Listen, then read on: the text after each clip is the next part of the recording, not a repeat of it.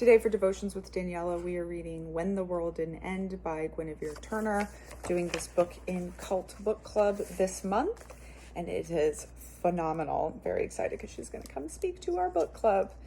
So Guinevere grows up in this cult called the Lyman Family. It was just a cult built around a single man, basically as intense and separatist and extreme as the Children of God cult that I grew up in and write about in Uncultured, but just on a much smaller scale.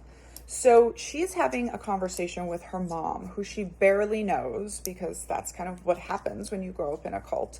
They do a lot of work breaking up families because they want you to be dedicated to the family. And we know that anything that calls itself your family wants to overwork you, underpay you, and expect you to put up with more BS than you would otherwise, right? So now her mom has left the cult. Guinevere is 11. She's been sent out of the cult with her mom, again, who she barely knows. She hasn't even been living in the same place with her for years. And she's very unhappy. So right now, her mom is looking for her birth certificate, and she's having this very open, vulnerable conversation with her. She starts telling her the story about how she's born. And here we go. I briefly considered asking more questions about my father, but I didn't want to break the spell.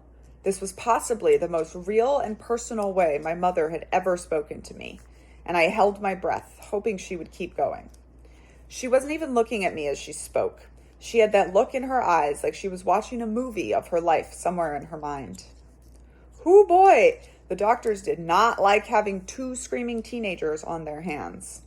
The last thing I remember is some nurses holding me down and a big needle in a doctor's hand. And then I woke up 3 days later and they handed me you. I was planning to give you up for adoption, but I just wanted to see you before I did. And then there you were, and I just couldn't. I decided I would figure out a way to keep you. Turns out that way was going into a cult, which is the way a lot of people can be pulled into cults because they don't have resources, they don't have community, they don't have help. And a cult will give you all of that. But here's the interesting thing to me. She smiled at me, a big beaming smile, and for a moment I was lost in the romance of the story, forgetting how it turned out, choosing not to notice that ditching me had been a pattern for her since before I was born. And this is the thing that us cult babies go through a lot in our deconstruction, which is it's so easy to think, oh, my parents were good people. Everything that happened to me, all the neglect, all the abuse, all of the everything was because of the cult.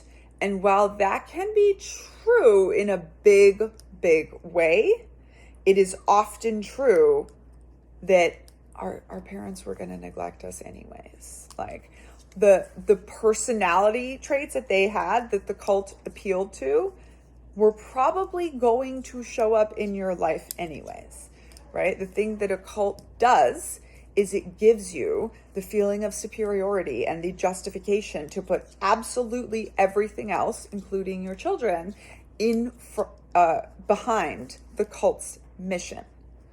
But a lot of those same people, they were not going to put their children first in their lives anyway, right? The cult just amplified these parts of their personality. Interesting pattern that we see when we start looking at cult joiners and then what happens to their children growing up in the cult and later on.